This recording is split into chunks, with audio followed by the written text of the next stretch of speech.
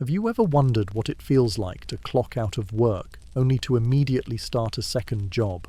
One where your main task is to keep an immortal skyscraper-sized snake from eating you alive. That's not a bad dream or some Netflix fantasy plot. That was the night shift for one of the most powerful gods in ancient legend. Tonight, we're diving headfirst into a tale so chaotic, so hilariously dramatic, and so absurdly cosmic that it makes modern soap operas look tame. Buckle up, because what you're about to hear is not history class. It's myth, madness, and divine workplace drama rolled into one. And trust me, you don't want to blink, because even the gods couldn't afford to. Before we kick this journey off, do yourself a favor. Hit follow or subscribe to the channel so you never miss these wild, mythological deep dives. Because, let's be honest, if stories of gods fighting monsters on a daily commute aren't worth subscribing to, what is? Alright, lights dimmed, maybe grab a blanket, or switch on that small desk fan so it hums like a background soundtrack. Good. Now let's step back thousands of years into the burning sands and golden temples of Egypt, where one sun god had the most exhausting job description in the universe. Ra, the sun with 0 days off. Meet Ra, the big boss, the cosmic overachiever, the literal sun in the sky.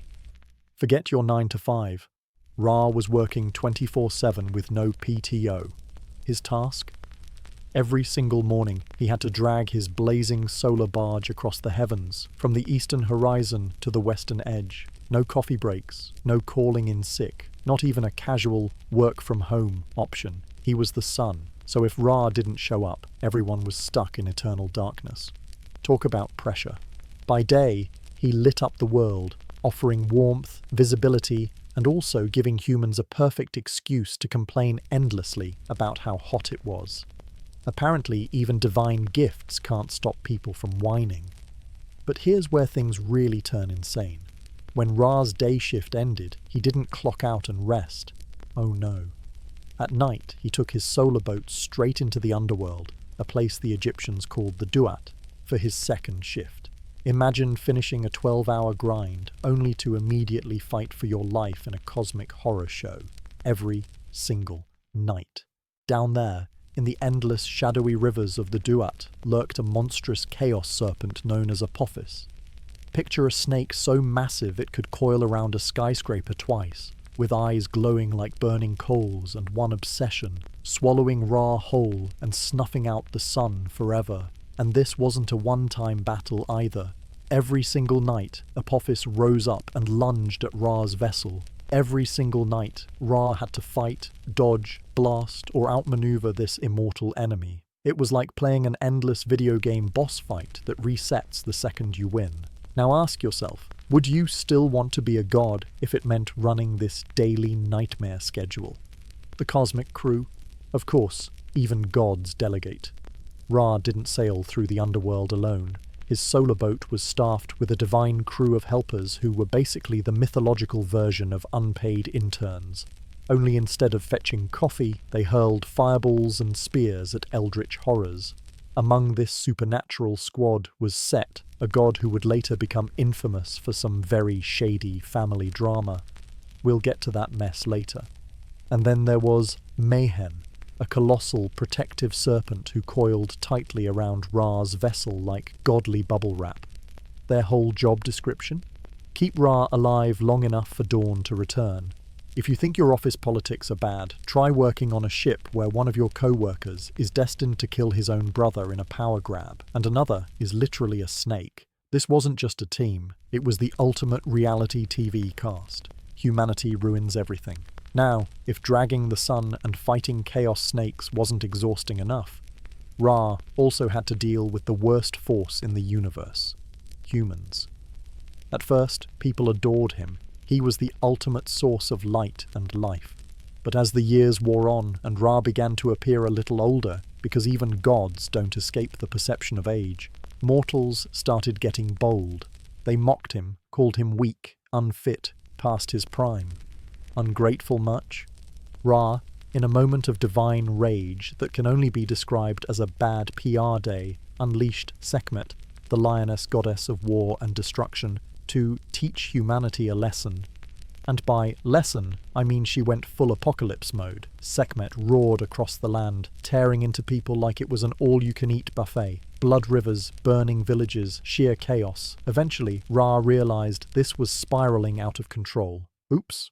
To calm Sekhmet down, he tricked her into drinking beer dyed red to look like blood until she passed out drunk. But the damage was already done. Near total human extinction was not exactly a good look for Ra's brand. After that catastrophe, Ra decided, you know what? I'm too old for this nonsense. He stepped back from micromanaging Earth directly and ruled instead from the heavens, letting other gods take over the day-to-day chaos management. And that's when another figure rose to take the spotlight, a god whose story is equal parts inspiring, heartbreaking, and deeply, deeply dysfunctional. Osiris, the beloved king. Enter Osiris, the god of the afterlife, agriculture, and, unintentionally, family drama. If you've ever felt overworked, betrayed by a sibling, and also mildly decomposed, congratulations. You've just spiritually bonded with Osiris. Osiris wasn't just some dusty underworld figure. He started as a radiant, charismatic king who gave humanity agriculture, wine, and the foundations of civilization. He was wise, handsome, and beloved by mortals everywhere. Naturally, history teaches us one thing. Being universally adored is the fastest way to get yourself assassinated.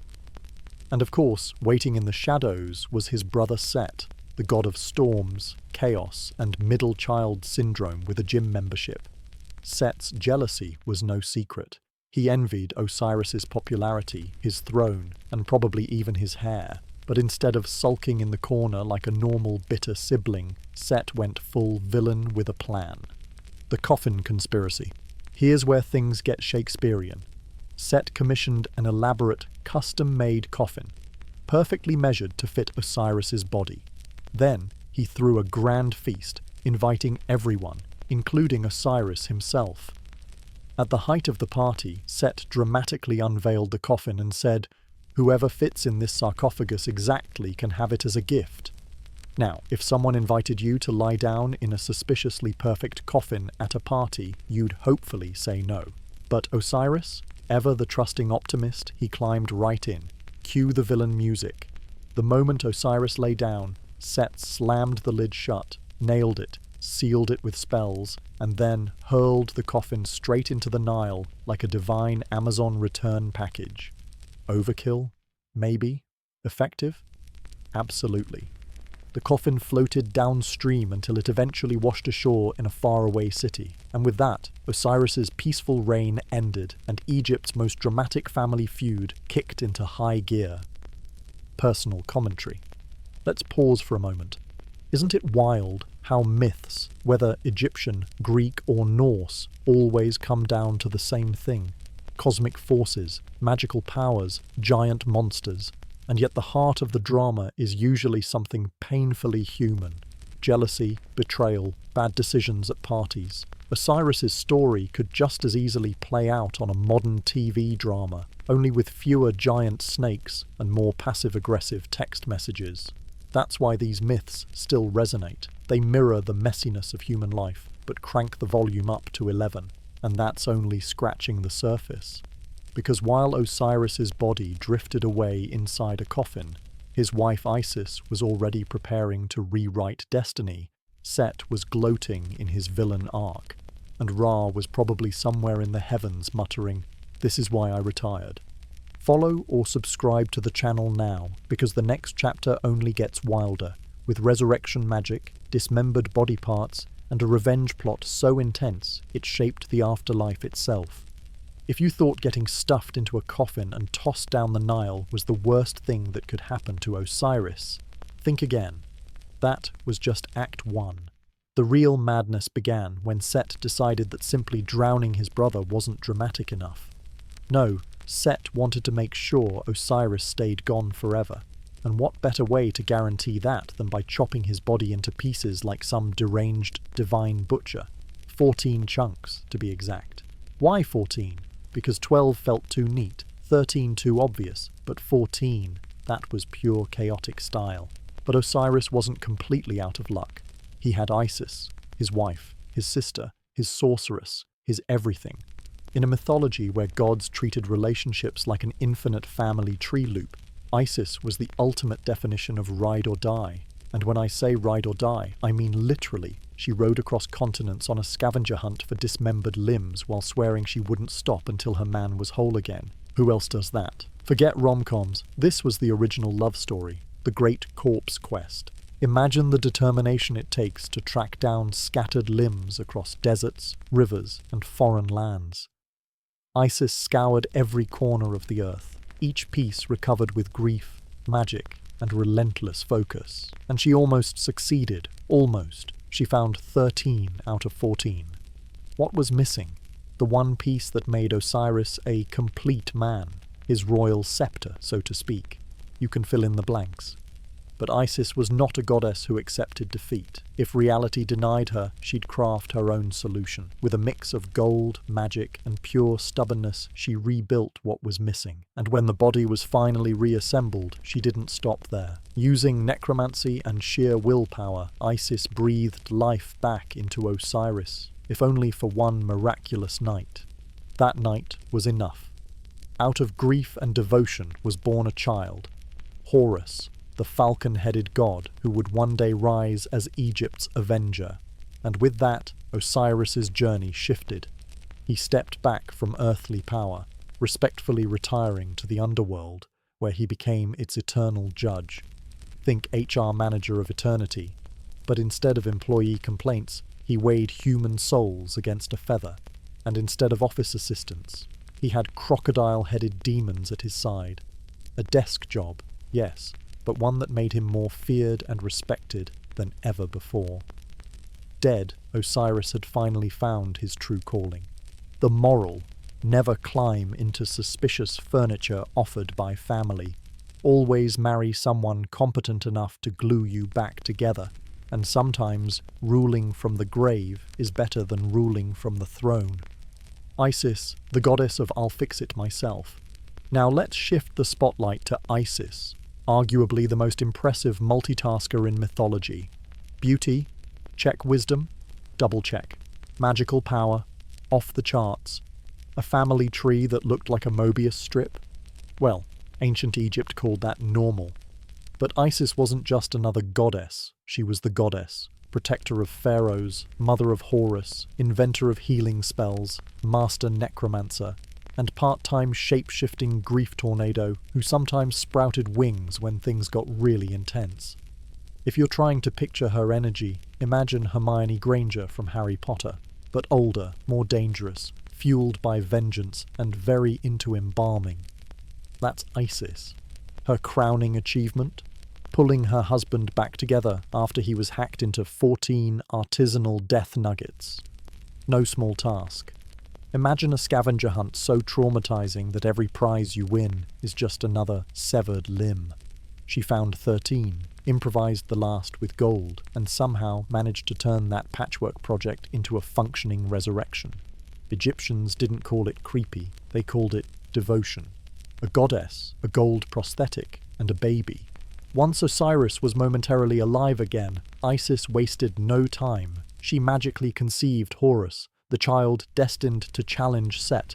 That act alone turned Isis into a legend. Not only did she raise a son born from grief and resurrection, but she also did it while hiding out in swamps. Yes, swamps. Picture this: Isis as a single mother, cradling a falcon-headed baby, lurking in the marshlands while fending off assassins, crocodiles, and demons who all wanted the child dead. Imagine nursing your baby while throwing curses at intruders. You thought your maternity leave was tough. Isis basically lived in a haunted swamp with danger at every turn, and still thrived. And she wasn't just strong, she was cunning.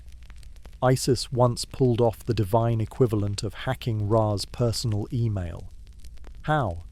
By poisoning him with a snake she created out of pure magic. When the venom burned through the sun god's veins, Ra begged for a cure. Isis coolly said, "Sure, I'll heal you, but only if you tell me your secret name." Now, in Egyptian magic, a secret name wasn't just a word. It was your core, your divine password. And Ra, desperate to survive, gave it up. Isis healed him, secured his cosmic Wi-Fi password, and instantly elevated her power to the next level. Networking, goddess style.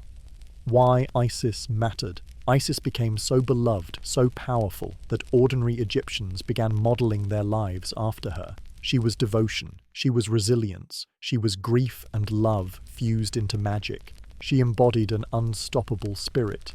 I'll raise my dead husband, terrify my enemies, nurse my godchild, and still be back in time to make dinner. She wasn't just a goddess. She was an emotional backbone for an entire civilization. When people prayed to Isis, they didn't just pray for beauty or love. They prayed for strength in loss, for protection in chaos, for the hope that even after life crumbles, someone will gather the pieces and restore what was broken. Isis said, in her own fierce way, "Yes, my brother husband was murdered and dismembered, but I have glue, gold, rage, and a falcon child. I'm fine. Enter Horus, the Avenger." And so we arrive at Horus, son of Isis and Osiris.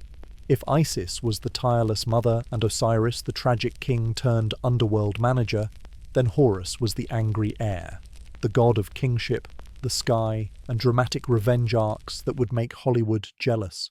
From birth, Horus's life had one purpose: to grow strong enough to face Set, the uncle who had murdered his father and stolen his throne. Isis raised him not just with love, but with training, spells, and the burning promise that one day he would make Set pay. Horus wasn't just any falcon-headed god. He was Egypt's symbol of justice, vengeance, and rightful rule. But that story, Horus versus Set, the divine courtroom battle, the brutal duels, the drama that shook heaven and earth, that's coming soon. For now, let's leave Horus sharpening his claws, Isis watching from the marsh, and Osiris judging souls below. The stage is set. The revenge arc is about to begin.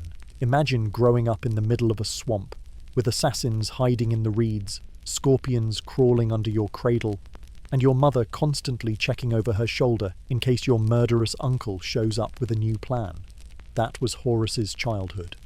Born in secrecy along the marshes of the Nile Delta, Horus wasn't just any child.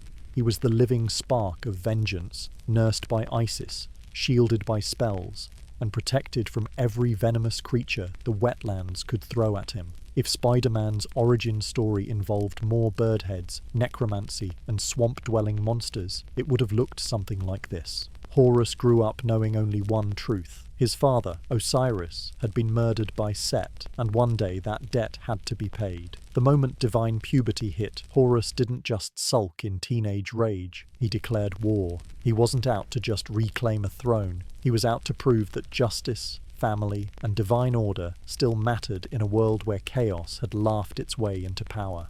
The longest court case in history. Of course, nothing in mythology is straightforward.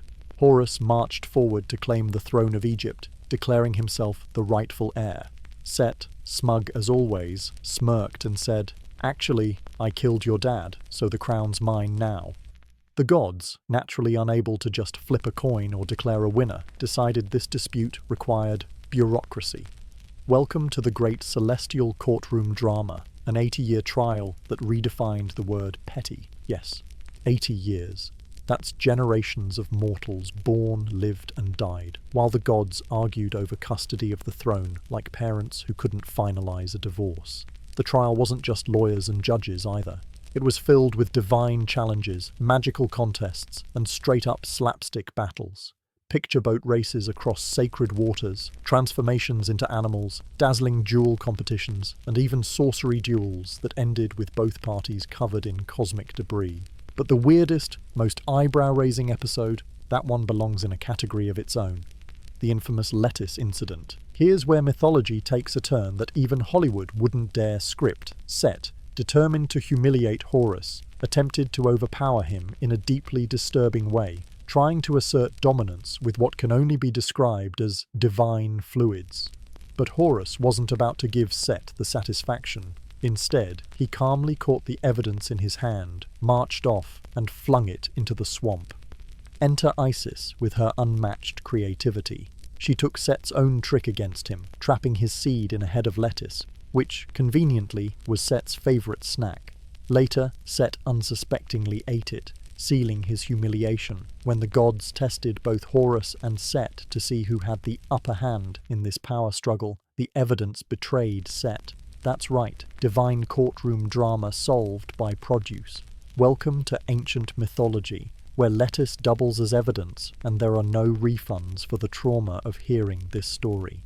The battles that shook the sky. The trial wasn't confined to speeches and salads. Time and again, Horus and Set took their feud into physical combat.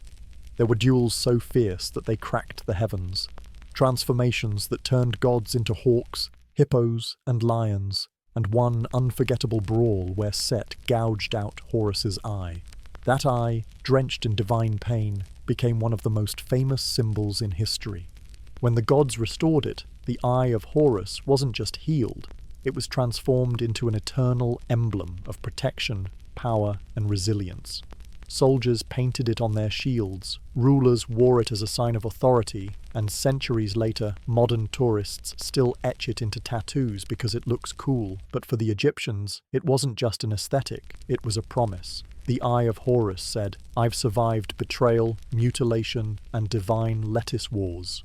Don't mess with me." Eventually, after decades of courtroom antics and battle scars, the Council of Gods finally ruled in Horus's favour. Justice, however delayed, was served. Horus took his place as king of Egypt, living embodiment of divine order. The child raised in hiding, forged by vengeance, had finally restored his father's legacy. Meet Set, chaos in a god's body. But before we wrap Horus in victory robes, let's talk about Set, the pantheon's resident wildcard. God of deserts, storms, violence, chaos, and basically being that relative who ruins every family gathering, Set was born from the union of the sky goddess Nut and the earth god Geb. His siblings embodied harmony, fertility, and balance. Set. He came out swinging, a red-haired, square-jawed oddball with the vibe of a troublemaker who set fire to the rulebook just because it was there. While Osiris, Isis, and the others represented order and prosperity, Set was pure volatility. He ruled over the desert, which in mythology is shorthand for everything awful. Endless droughts, sandstorms, scorpions, famine, and political instability. When things went wrong in Egypt, people whispered Set's name. He was the storm that rattled stability, the drought that cracked the land, the chaos that laughed in the face of peace. The villain and his legacy. But Set wasn't just infamous for being destructive. His role in the great family drama secured his place as one of mythology's most complicated villains. He murdered Osiris, dismembered his body, scattered it across the land like a macabre confetti toss, and then tried to wipe out Horus before the boy could grow into his destiny. It wasn't enough for Set to claim power. He had to desecrate everything sacred to keep it. For mortals, this made Set the eternal villain. He was the poster child for envy, corruption, and betrayal. But mythology has a funny way of twisting perspective, because in some of the oldest versions of the stories, Set wasn't entirely evil. He was chaos, yes, but sometimes chaos was necessary. Set the Protector, believe it or not, there was a time when Set wasn't just the guy tossing his brother into fancy coffins. In earlier myths, he stood proudly aboard Ra's solar barge, battling side by side with other gods to defend the universe. When the chaos serpent Apophis rose from the underworld to devour the sun, it was often Set's brute force that held the monster back. His strength, his rage, his unpredictability, these were the very things that made him invaluable as a warrior against cosmic annihilation. In that light, Set wasn't simply a villain, he was balance's necessary counterweight, the storm that prevented stagnation, the unpredictable muscle keeping order alive. But as myths evolved, the darker aspects of Set took center stage. He became the symbol of selfish ambition, violence without purpose, and betrayal so deep it scarred the heavens. Commentary. Here's what fascinates me. Mythology rarely deals in absolutes. Set is the perfect example. To one generation, he was a vital protector, the god who fought beside Ra to keep the sun alive. To another, he was the jealous brother, the murderer, the betrayer, the chaos that had to be crushed for peace to reign. Maybe that's why these stories still feel alive today. They capture the messy truth that sometimes heroes have shadows and villains have moments of greatness. Horus won the throne. Set's reputation sank into infamy. But the feud between order and chaos, that never truly ended. It echoes in every storm that rages, every shift of power, every battle between stability and destruction. The gods may have ruled thousands of years ago, but their stories, they're still playing out in the world around us. So follow or subscribe to the channel now, because next time we'll dive deeper into how this divine feud shaped Egyptian kingship, mythology, and the very symbols we still recognize today. And trust me, the drama is far from over. Set, desert king of storms, chaos, and bad decisions, was once the kind of god you actually wanted on your team. Picture this. While everyone else on Ra's solar barge snoozed during the night shift, Set was the one up front, stabbing colossal chaos serpents in the face with manic energy. Was he terrifying? Absolutely. But he was your terrifying, like that one friend who picks bar fights, but only when it's someone trying to steal your wallet. Unfortunately, public opinion is fickle, and Set's image went the way of every celebrity who overstayed their welcome. Early dynasties still gave him grudging respect as a necessary evil, but later rulers turned him into the ultimate scapegoat. His cults dwindled, his temples crumbled. Pharaohs even ordered his name carved off monuments, as if erasing him from stone could erase him from memory, and his sacred animal, that strange, square-eared, long-snouted beast scholars still can't quite identify, vanished from the landscape altogether, like nature itself didn't want to be associated with his bad press. From defender to pariah, Set's PR collapse was brutal. Enter Anubis, Egypt's first funeral director. Now let's step into the shadows and meet someone who thrived in places others feared. Anubis, the god of mummification and the afterlife. If the Egyptian pantheon had a goth phase, Anubis was its poster child. Jackal-headed, stoic, and perpetually calm, he was the quiet figure in the corner of the party, silently evaluating your soul while everyone else argued about who got the throne. While Ra blazed across the sky and Set picked fights in deserts, Anubis had a very different portfolio. He didn't chase drama, he owned the graveyards. His work was precise, sacred, and messy in the most literal sense. Wrapped in linen, soaked in oils, and steeped in ritual, Anubis's role was ensuring that when you died, your soul didn't end up wandering aimlessly through cursed marshes or being chewed on by crocodile demons. In short, he was the guy you wanted in charge of your afterlife paperwork, the origins of a jackal god. Anubis's parentage is, appropriately, murky. Some stories claim he was the child of Osiris and Nephthys, born of secret trysts. Others say he came from Ra or Bastet, or that he simply appeared one night at the foot of a pyramid like some cosmic foundling. Whatever the truth, he never let the lack of a clear family tree stop him. He carved out his identity as Egypt's first and greatest embalmer.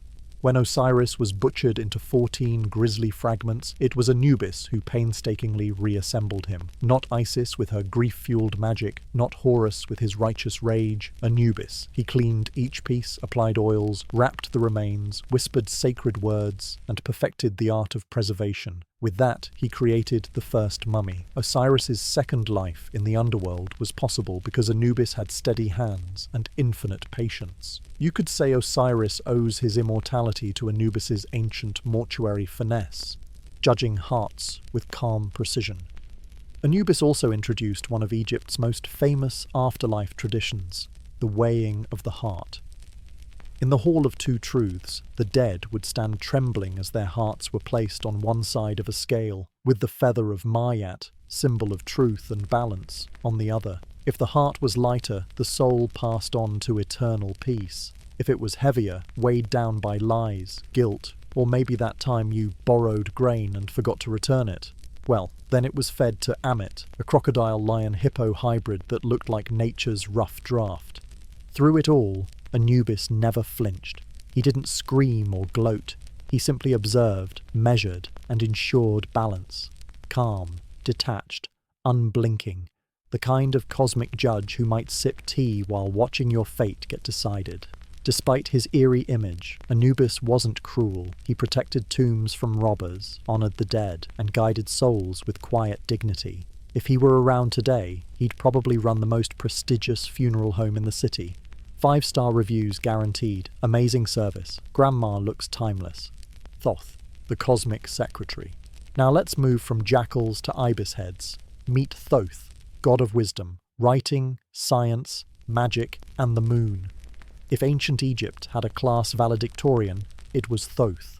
Picture a man with the head of an ibis bird, forever scribbling on scrolls, surrounded by charts, calendars, and what can only be described as celestial spreadsheets.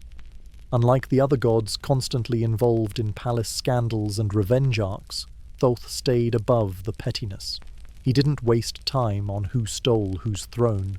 He kept the universe running on order, math, and grammar. He invented hieroglyphs, ensuring every triumph and disaster got carved into stone in fonts so dramatic they made modern graffiti look tame. Thoth was basically the god of ancient blogging, except instead of deleting embarrassing posts, your content was chiseled into eternity. The god who invented time. Thoth's resume didn't stop at writing. According to legend, he literally invented time. Yes, time.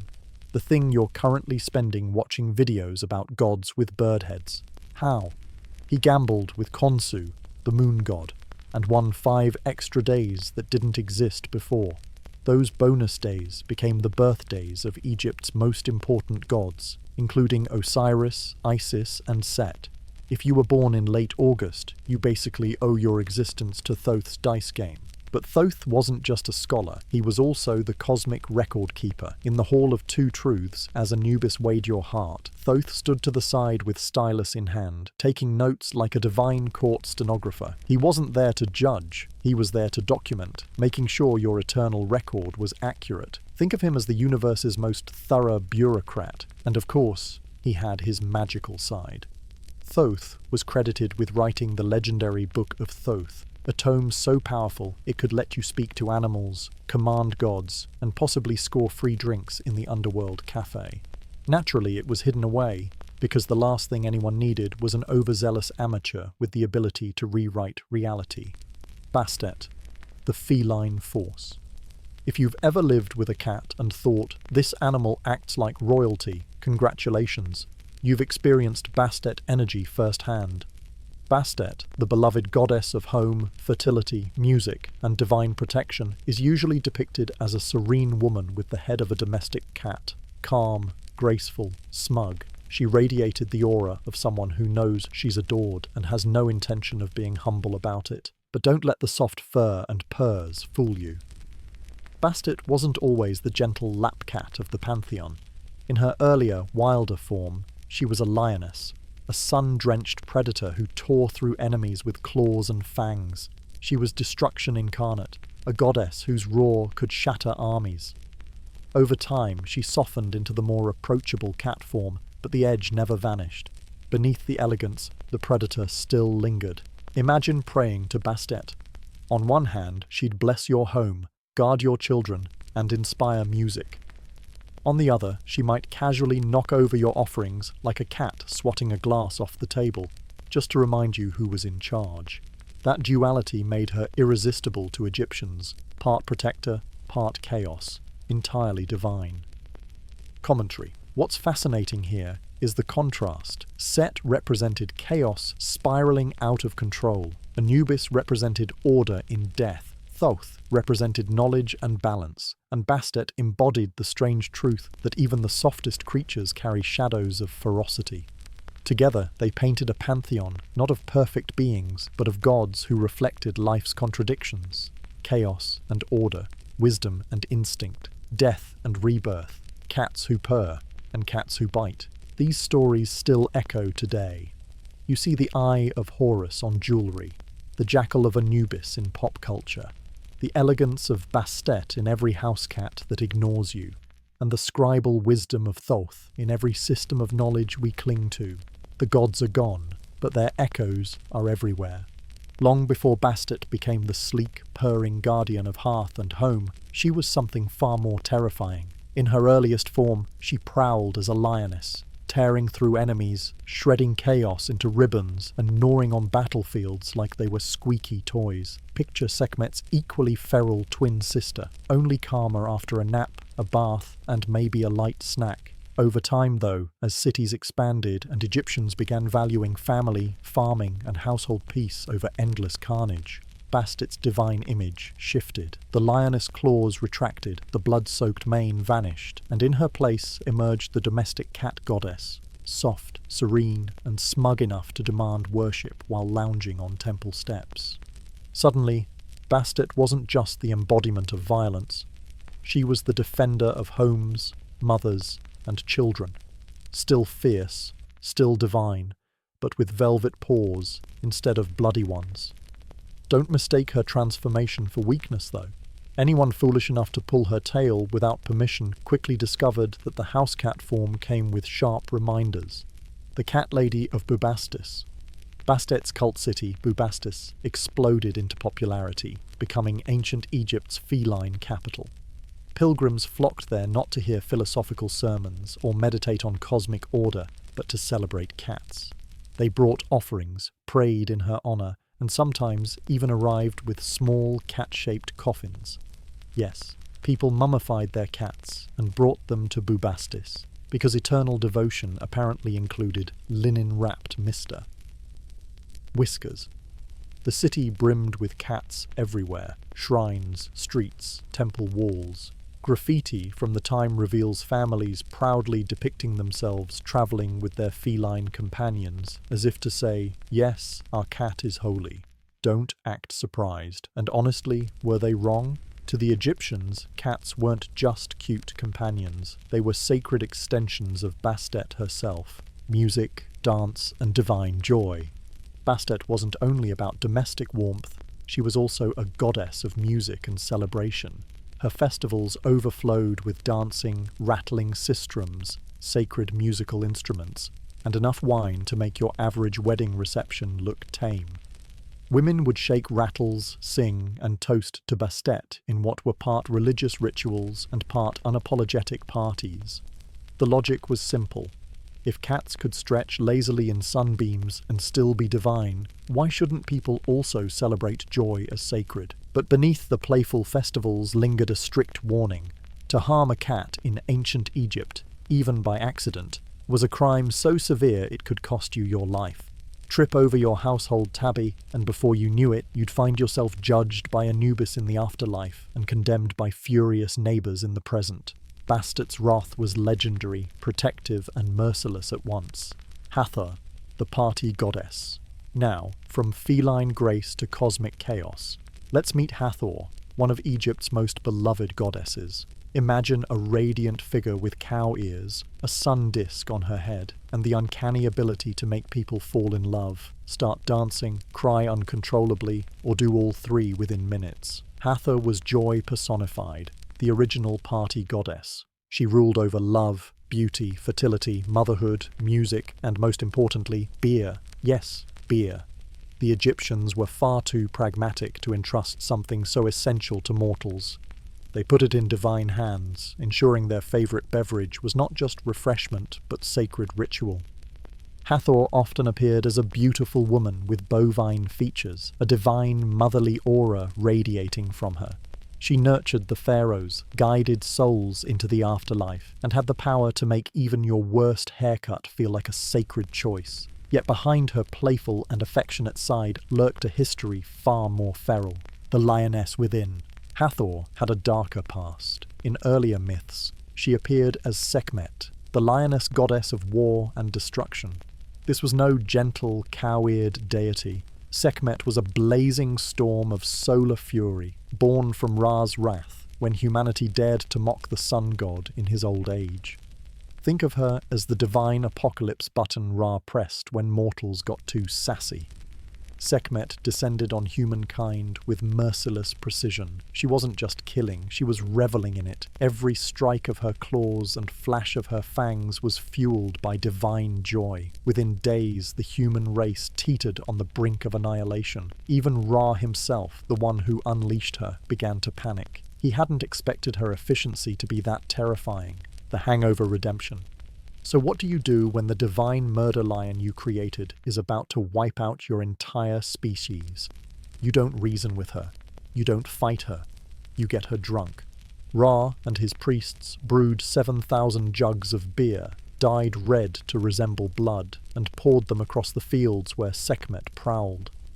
When she stumbled upon the crimson rivers, she thought they were blood and dove in without hesitation. But instead of fueling her rage, she ended up chugging so much beer she passed out cold. For days, Sekhmet lay unconscious, dreaming perhaps of conquest, perhaps of nothing at all. When she finally awoke, the bloodlust had drained away. In her place was a softened goddess, gentler, calmer, and now worshipped as Hathor. It was, in short, the world's first recorded hangover redemption arc, the festivals of Hathor. As Hathor, she presided over some of the wildest celebrations in Egypt, festivals filled with music, wine, dance, and questionable decisions all wrapped in the cloak of religion. These weren't quiet, incense-filled ceremonies. They were divine raves. Worshippers drank heavily, rattled instruments, and let go of grief, stress, and inhibition. It was Coachella with pyramids in the background, a desert carnival where joy itself was holy. Her temples echoed with music and laughter. Incense clouded the air, dancers swirled and offerings flowed in. People came seeking blessings of fertility, guidance in dreams, or simply a shoulder to cry on after heartbreak. And in the afterlife, Hathor welcomed souls with comfort, offering milk, song, and warmth. She was the celestial aunt who hugged you tight and then handed you a drink. Sekhmet, the wrath of Ra. But let's not pretend the lioness within truly disappeared. Sekhmet remained a force of her own, lion-headed and dripping with divine fire. She was war, plague, vengeance, and, paradoxically, healing. If Hathor was the festival, Sekhmet was the hangover reminder that joy comes with consequences. Sekhmet embodied fury so pure it frightened even her creators. Her eyes blazed with solar fire, her roar echoed like thunder, and her mission? To tear humanity apart whenever Ra gave the signal. She wasn't just fierce, she was uncontainable. Worshippers treated her as both protector and destroyer, praying for her mercy while knowing her wrath could strike without warning. Her origin lay in human arrogance. When mortals mocked Ra for his age, she appeared, a lioness drenched in sunlight, a goddess with no off switch. She cut through villages with unstoppable power. Blood wasn't just a byproduct, it was her delight. The myth describes her as the divine blender of carnage. Everything that entered her path was torn apart in a frenzy of holy violence. Within days, mankind nearly ceased to exist. The beer trap. And once again, it was beer that saved humanity. Thousands of jars of ale, dyed to mimic blood, sprawled across the fields, glistening under the sun. Sekhmet, thrilled at the sight, drank greedily until the fury dimmed. She collapsed into intoxicated slumber, proof that even the fiercest goddess could be undone by a cleverly staged happy hour. When she finally stirred, the edge of her bloodlust was gone, but she never truly mellowed out.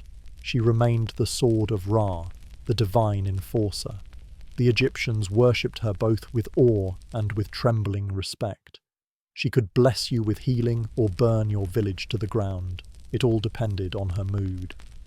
Commentary: Bastet, Hathor, and Sekhmet, three sides of one divine coin. A cat who purrs and protects, a cow-eared goddess who celebrates love and life, and a lioness whose rage can end civilizations.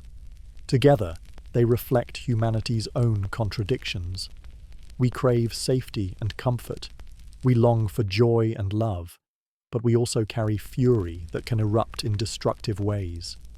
These goddesses remind us that the sacred isn't just about calm temples and gentle prayers. It's about the messy, volatile mix of rage, tenderness, joy, and chaos that makes life real. To the Egyptians, these divine women weren't just characters in myths. They were explanations of life's sharp edges. Claws hidden beneath soft fur, rage redeemed by joy, destruction balanced by celebration. So, follow or subscribe to the channel now, because the next chapter in this saga plunges even deeper into the paradoxes of Egypt's gods, where even protectors can destroy, and every festival hides the shadow of a lioness roar. Sekhmet may have been infamous for her lion-headed rage and apocalyptic meltdowns, but here's the twist: she also moonlighted as a healing goddess. Because why not? Who wouldn't want their doctor to be both a life-saving miracle worker and a potential extinction-level event waiting to happen?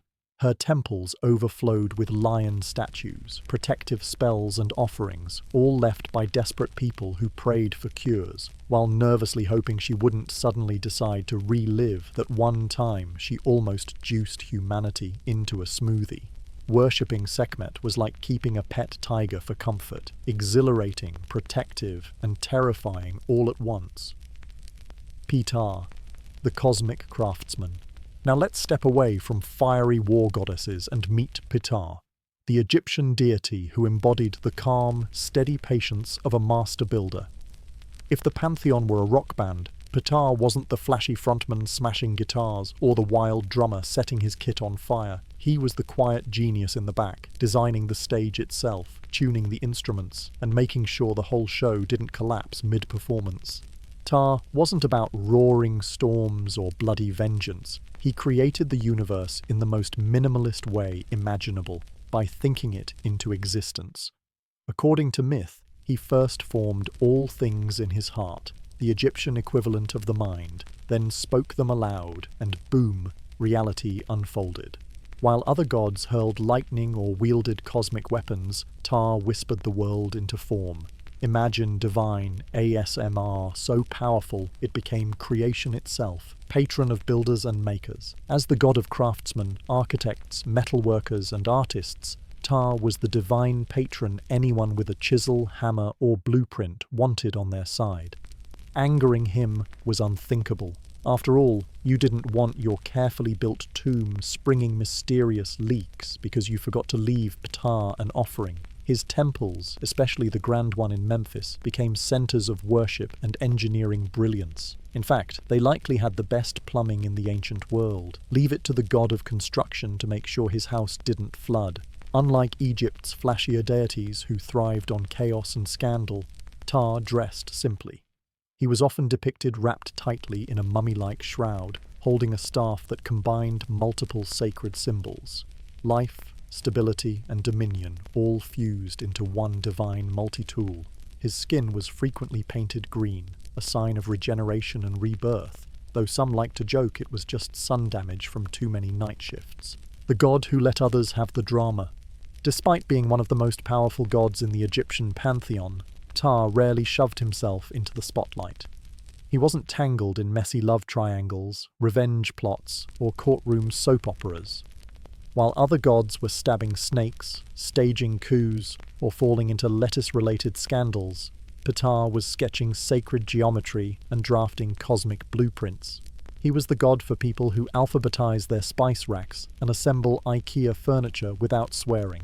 And the best part? Everyone respected him.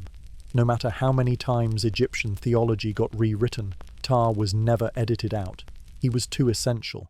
Some even believed that all the other gods, yes, even Ra, Isis, and Set, were first imagined in Ptah's heart and then spoken into existence. That made him not just a builder, but the ultimate lawmaker, the architect of divinity itself.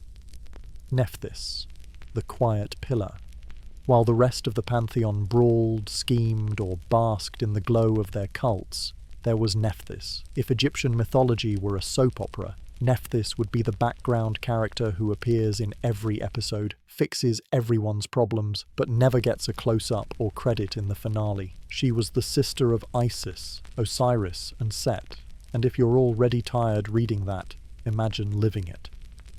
While Isis became the main heroine and Set stole the spotlight as the unhinged villain, Nephthys remained the quiet anchor. She wasn't hurling curses or chasing thrones. She was lighting incense, whispering prayers, and holding the fragile edges of life together while everyone else screamed about power and vengeance. The goddess of mourning. Nephthis's primary role was protecting the dead. She wasn't about spectacle or glory. She was about compassion. In every funeral rite, she was there beside Isis, mourning with solemn dignity, singing dirges and guiding souls into the underworld. If Osiris ruled the realm of the dead, Nephthys was its funeral director, clipboard in hand, calm presence at your side, making sure everything went smoothly while chaos gods tried to crash the ceremony. When you picture Isis reassembling Osiris or Anubis weighing hearts, remember Nephthys too. She's the one who quietly stood behind the heroes, adding her strength, her grief, and her devotion. She didn't need the credit. She just did the work. The overlooked sister. Despite her importance, Nephthys rarely got temples or festivals on the scale of her siblings. She was revered, yes, but not with the same fireworks that surrounded Isis or Hathor. She was the divine equivalent of that friend who always shows up to help you move house but never posts about it online. And yet without her, Egyptian myth would feel incomplete. She represents the quiet, necessary care that balances all the noise and drama. Some myths even hinted that she had a more complicated side. In one version, she tricked Osiris into fathering Anubis with her, weaving herself more directly into the central family drama. But even here, her role wasn't one of malice or ambition. It was survival in a world where gods constantly broke and remade boundaries. Commentary. What I find fascinating about Ptah and Nephthys is how they stand in contrast to Egypt's louder gods. Ptah didn't need to roar to prove his power. His silence built the universe. Nephthys didn't crave thrones or glory. Her mourning gave the dead dignity. In a mythology overflowing with chaos, betrayal, and theatrical revenge arcs, these two figures remind us that not all power is loud. Sometimes strength is quiet, whispered into reality, or offered as a hand to hold during grief. So, follow or subscribe to the channel now, because next we'll dive deeper into how these background gods shaped the Egyptian worldview, and why sometimes the figures you overlook are the ones holding everything together. Nephthys is the eternal understudy of Egyptian mythology, always present, rarely celebrated, and perpetually overshadowed by louder siblings. While Isis dazzled as the beloved heroine and Set threw tantrums as the family villain, Nephthys slipped quietly through the background. She didn't start wars, she didn't chase crowns, and she certainly didn't star in chaotic love triangles. Yet her presence was constant, the steady hand in rituals, the quiet mourner at every funeral, the soft shadow balancing Isis's blazing sunlight. And then there's her most infamous story. In one of mythology's peak awkward moments, Nephthys disguised herself as Isis to seduce Osiris. Yes, you heard that right. Divine identity theft in the bedroom. It's messy, uncomfortable, and entirely on brand for a goddess whose love language might best be summarized as, "I'll be whoever you need me to be, I guess." Out of that murky union came Anubis, jackal-headed lord of mummification, because nothing screams complicated family tree quite like a child born of accidental necromancy and mistaken identity, the patron of grief. Despite the weirdness, Nephthys wasn't power-hungry. She didn't weaponize scandal or fight for temples. Instead, she embodied lamentation and mourning. She was the goddess who stood beside tombs, crying for souls she didn't even know. To worshippers, she was the divine comforter, the one who stayed when everyone else moved on. Imagine a dysfunctional family dinner where everyone else is throwing curses and flipping cosmic tables. Nephthys is the sister quietly sipping wine, shaking her head at the drama, and whispering reassurance to the poor mortal stuck in the corner. Egyptians turned to her not for fireworks, but for solace. She was whispered in every death ritual, invoked in every moment of mourning, the goddess of cosmic therapy. Where Isis represented blazing devotion, Nephthys was moonlight, cool, calm, and compassionate. Enter Khonsu, the lunar wildcard. Now, let's pivot to a deity who couldn't quite decide who he wanted to be. Khonsu, the god of the moon, time, healing, and occasional horror movie cameos. If the Egyptian pantheon were a high school, Khonsu would be the moody teen skating in the parking lot under moonlight, equal parts healer and chaos machine. In his softest form, Khonsu was a protector. He glowed gently in the night sky, marking the passage of time with each waxing and waning moon. Egyptians believed he guarded travelers, helped women conceive, and drove away evil spirits. He was the cosmic nightlight, comforting, luminous, and reliable, a holy guardian glowing in the darkness. But don't let that serenity fool you. Khonsu had another side, a feral, bloodthirsty persona that enjoyed devouring the hearts of the wicked. Yes, the same deity who blessed fertility also moonlighted as an astral predator. Duality defined him. One night, he might cure your migraines. The next, he'd sneak into your dreams for a slasher-style feeding. Egyptians prayed to him with gratitude, but also with one wary eye open, never entirely sure which Khonsu would show up. Portrait of the Moon God. Depictions of Khonsu varied wildly. Sometimes he appeared as a youthful figure with the side lock of youth, wrapped tightly in mummy-like bandages, topped with a lunar disk and crescent moon on his head.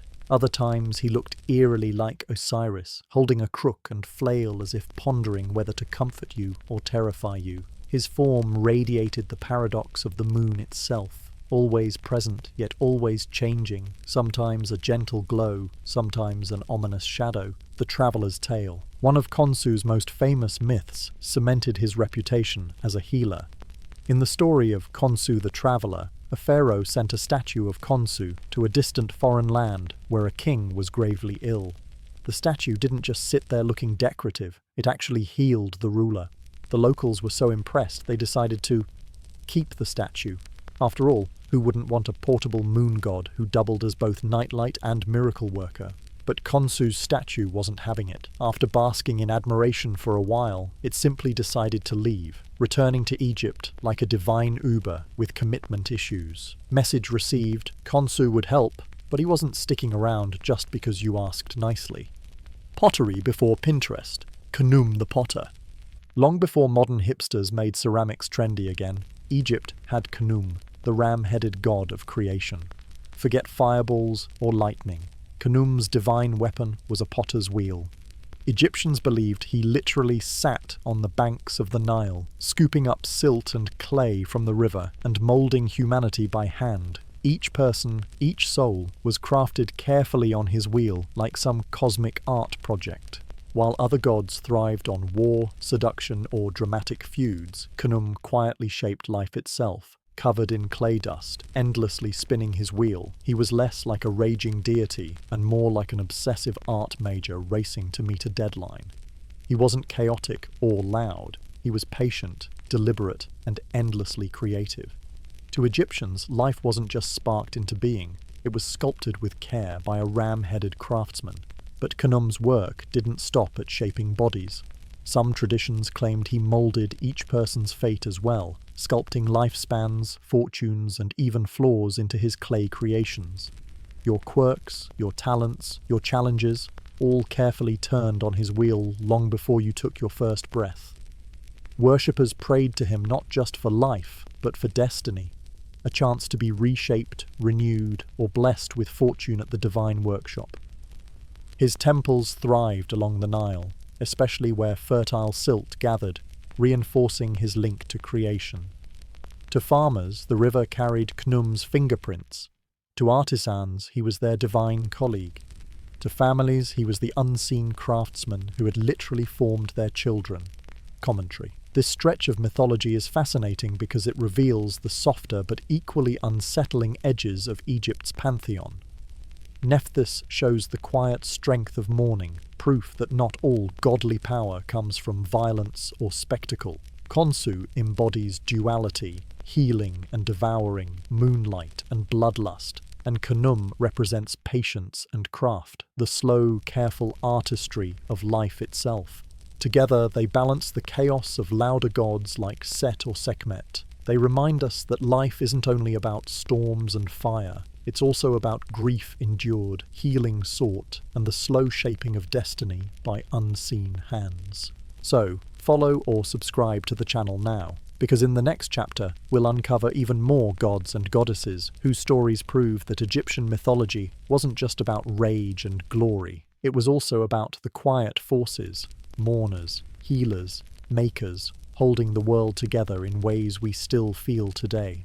Khnum was no assembly line deity. Forget mass production, forget cosmic interns stamping out souls by the dozen, this ram-headed artisan shaped every single human by hand. Each body, each soul, spun carefully on his potter's wheel, as if the universe itself was one giant craft workshop. Imagine being handcrafted by a celestial master and still managing to disappoint your parents. Awkward, right? Khnum's entire vibe blended divine fatherhood with the patience of an overworked kindergarten art teacher. He didn't just slap together clay figures and call it a day. He took time, ensuring each person was balanced, functional, and whole. His craftsmanship even extended into royal wombs. That's right, Khnum was believed to personally sculpt pharaohs while they were still developing.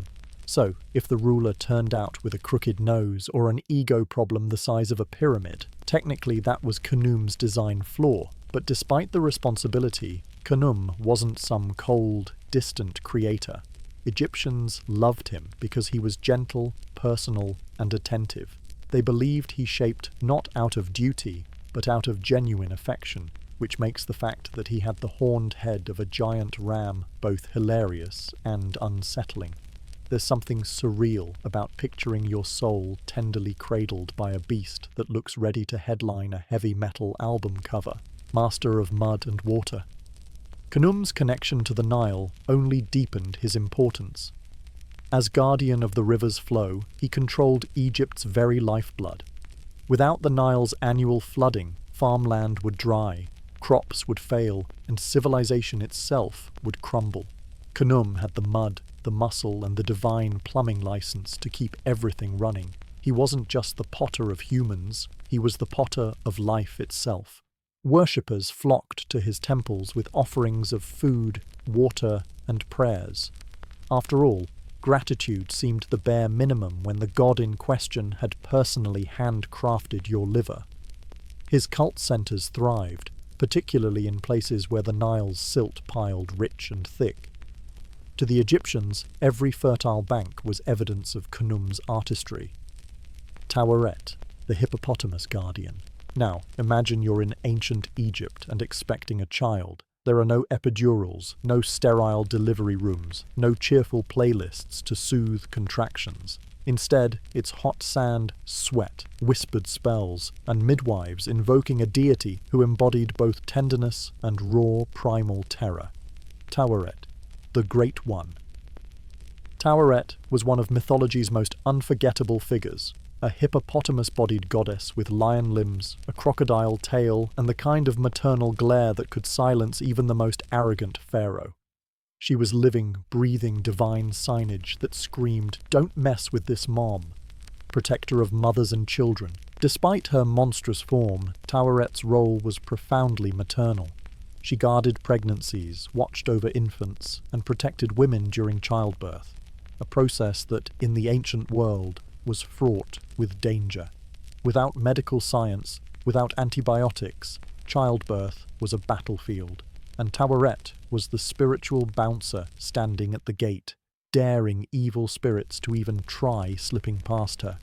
She was often depicted upright, belly swollen with pregnancy, holding the SA amulet, Egypt's symbol of protection.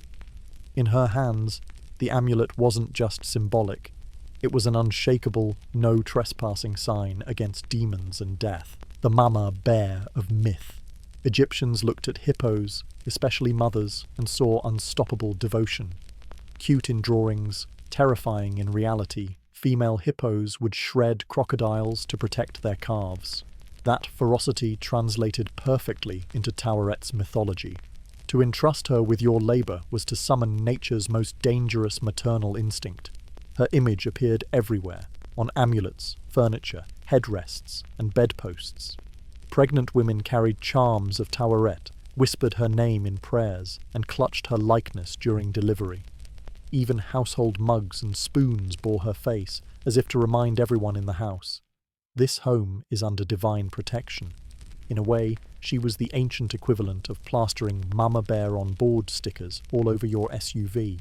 The dual face of Taweret. Yet Taweret wasn't all snarl and fang.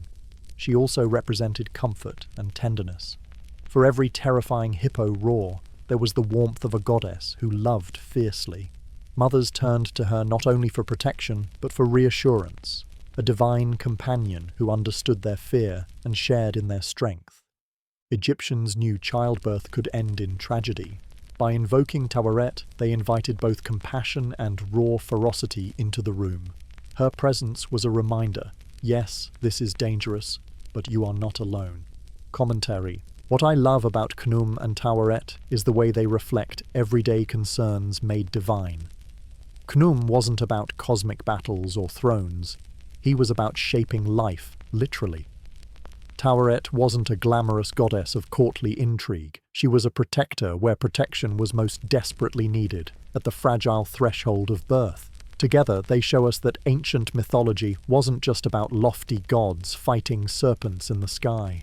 It was also about the intimate fears of ordinary people. Will my child be healthy? Will I survive childbirth? Will my family endure?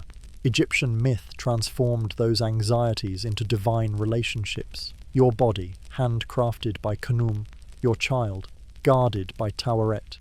These weren't distant deities. They were gods who worked with mud, blood, and tears, the real stuff of life. Taweret, the great hippo mother of Egypt, was never about glamour or temples lined with gold. She didn't need festivals or lavish priesthoods to prove her worth. Her worship was intimate, whispered in the quiet corners of homes, painted on bedposts, carved into amulets tucked under pillows. She was there in every labor, every scream of childbirth, every anxious breath before a baby's first cry. Mothers thanked her when both child and parent survived the ordeal. She was the goddess of survival itself, unpretentious, feral, and essential. But while Taweret patrolled the households, another god stirred in the depths of the Nile, one not nearly as maternal. Sobek, the crocodile lord, the hungry river, the god who smiled with a mouth full of teeth. To the Egyptians, the Nile was never just water. It was life, yes, but also danger, and sometimes it demanded blood, the oath of the crocodile god. Every decade, when the river rose too high or too soon, the villagers remembered an oath carved in limestone long before any of them were born.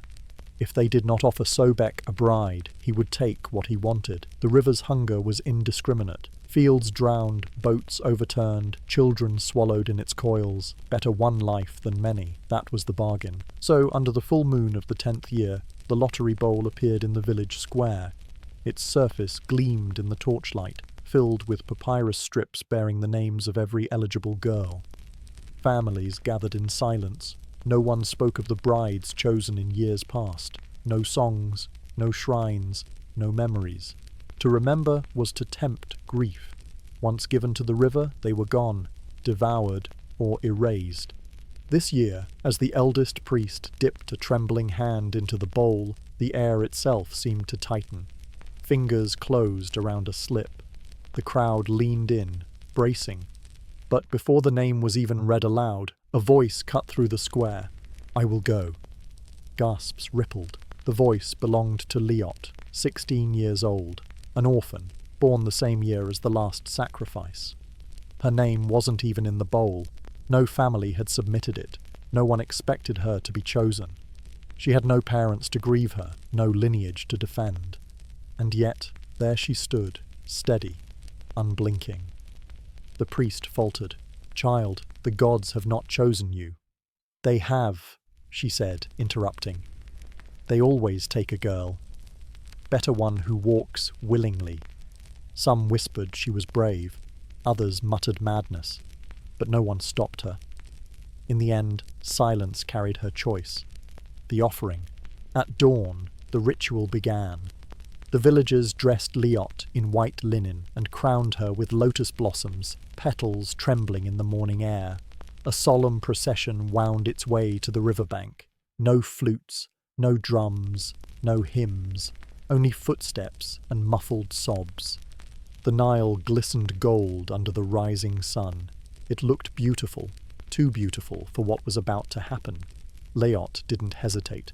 She walked straight into the water, her gown dragging behind her like a train. The current pulled at her legs, tugged her deeper. Then the crocodiles surfaced. Their jaws yawned wide, teeth flashing in the light. Were they bowing in reverence or sharpening for a feast? No one dared guess. A mother in the crowd wept openly as the water closed over Leot's head. No scream, no thrashing, just silence. The villagers exhaled, relief mingled with horror. The offering had been made. Sobek was satisfied, for now.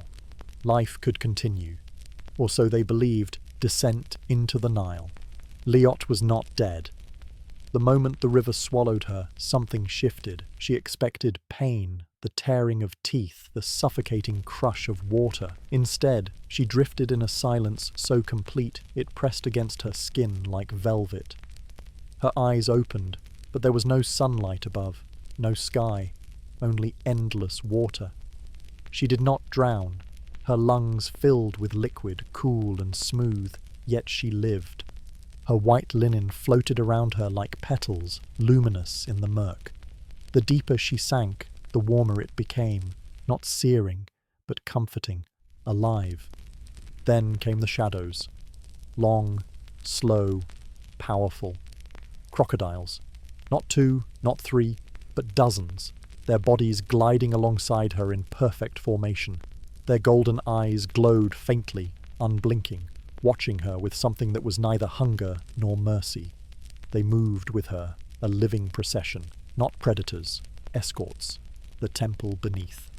At last, the riverbed came into view, but it wasn't mud and silt, it was stone, green stone. Steps carved into the earth itself descended into the dark. Beyond them rose pillars etched with glyphs that shimmered faintly with emerald light. Strange plants swayed, though there was no current. Bioluminescent fish drifted by like floating lanterns, lighting the path deeper still. The crocodiles parted, sliding into unseen crevices. Leot was left standing barefoot on smooth marble. No shiver touched her body. No breath caught in her throat. She belonged here, though she could not explain why. Before her towered a door, obsidian black, veined with gold. It wasn't dead stone. It pulsed. It breathed. Its surface rippled like skin, watching her with a presence older than memory. And then, with a sound like the river itself inhaling, the door opened. Commentary. This story, wrapped around Sobek's mythology, captures something both primal and haunting about ancient Egypt. The Nile wasn't just a river, it was life, death, and godhood braided into one. Sobek represented that duality, the fertile waters that gave grain, and the jaws that could snatch life without warning. The villagers' ritual reflects the human attempt to tame that terror with offerings, bargains, and sacrifices. But the myth of Leot, whether historical memory or imagined parable, adds an almost modern resonance. Here, the girl doesn't wait to be chosen. She steps forward. She claims her fate before fate can claim her. Is it bravery, madness, submission, defiance, perhaps all at once? Egyptian myth excels at this ambiguity. Gods could be terrifying and protective, nurturing and destructive, monstrous and divine. And mortals? Mortals could carve their names in eternity simply by daring to face them. The door breathed open, and Leot stepped into a hall that stretched farther than sight. The water itself seemed to thicken, infused with the scent of river moss and crushed lotus. Torchlight that should have drowned burned instead, flames curling impossibly underwater, smoke spiraling like dreams suspended in glass. On either side of her, the walls were lined with statues, not gods she knew. These were stranger, half human, half beast, with faces carved into hybrid grimaces, jackals with human hands, serpents wearing crowns, birds with teeth. Their eyes glowed faintly, as though memory still burned behind the stone. At the far end, on a throne of jade veined with bone, sat Sobek, but he was not the crocodile of the surface, snapping and thrashing in mindless hunger.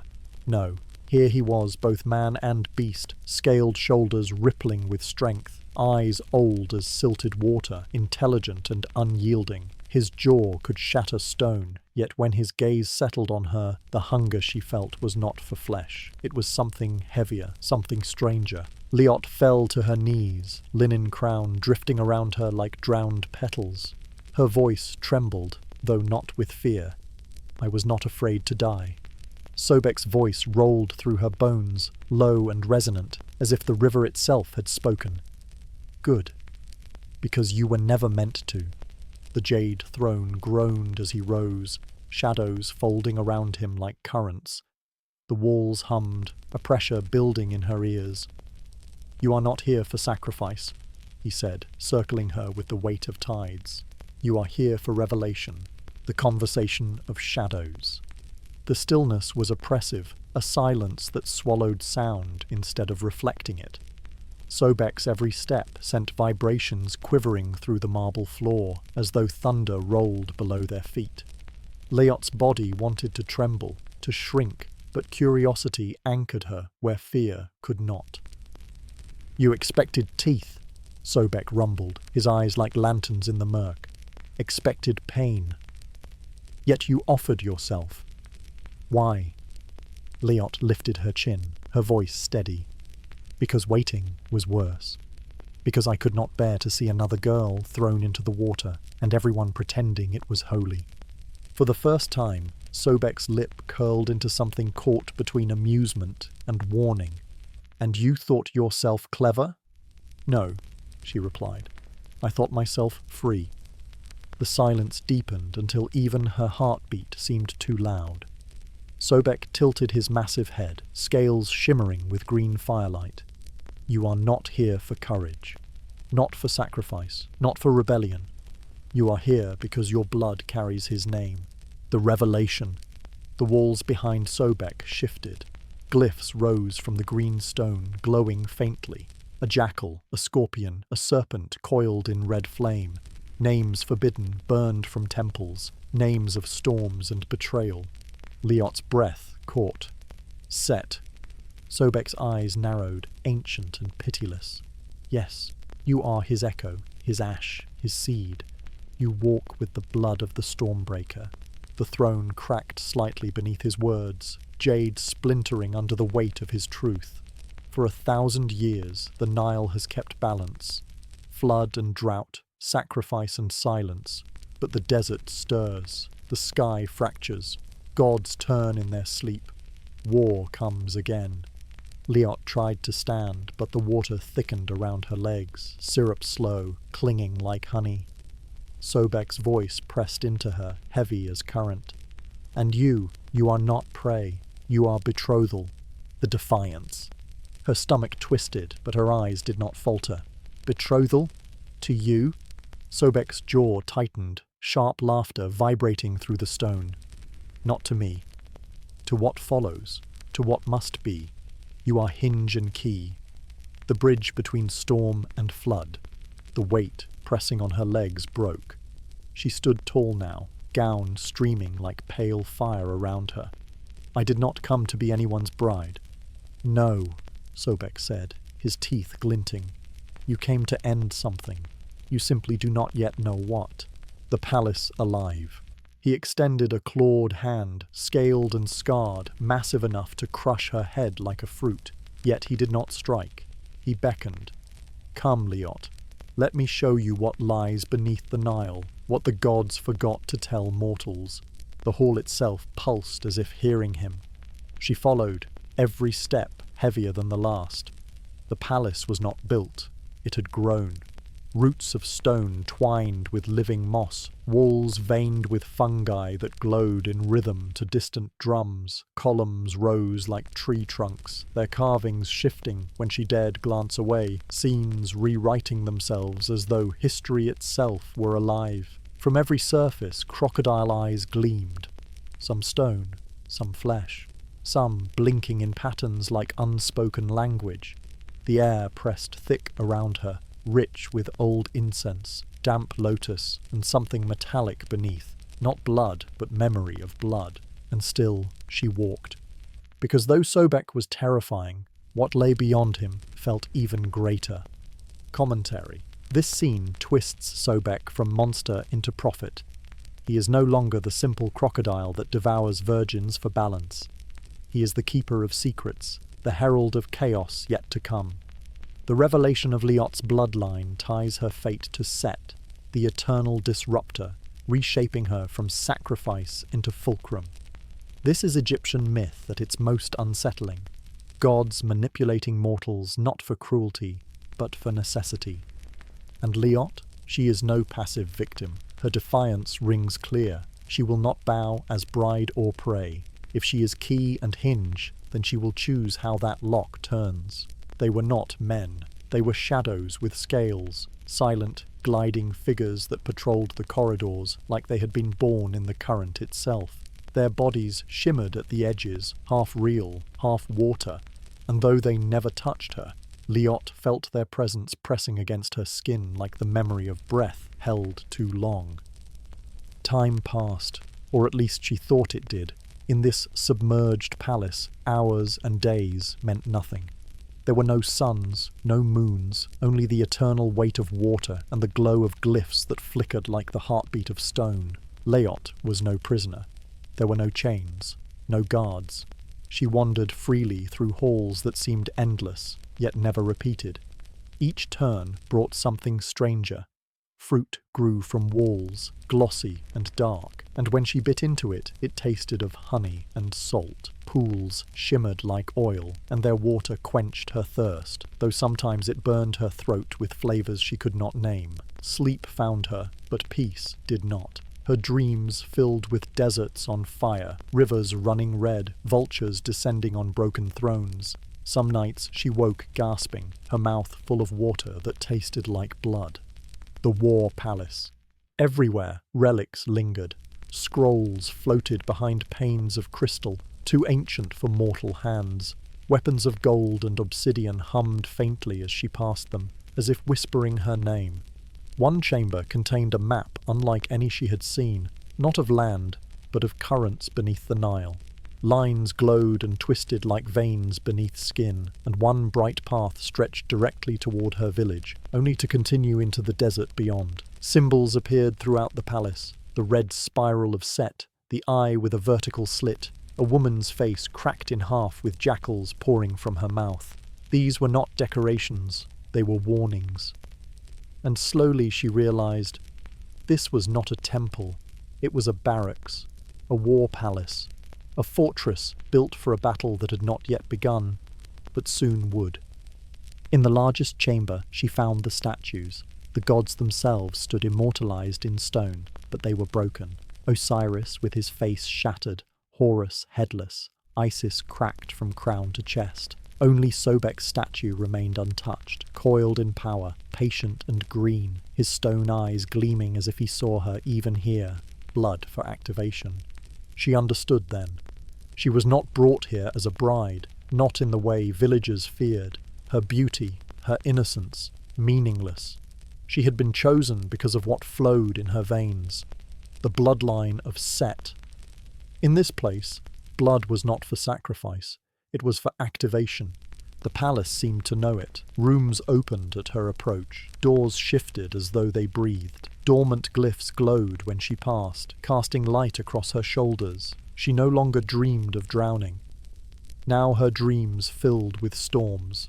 Red winds screaming across cracked desert. Crocodiles marching upright with weapons of flame. Vultures circling a throne split in two. In the Hall of Echoes, she discovered a pool. But it was not water. It was blood, thick and slow, glowing faintly with its own pulse. She leaned over its surface once, expecting to see her reflection. Instead, a woman stared back. A woman with her eyes, but crowned in iron and desert fire, holding serpents in each hand. The vision vanished when she recoiled, leaving only the sluggish ripple of red.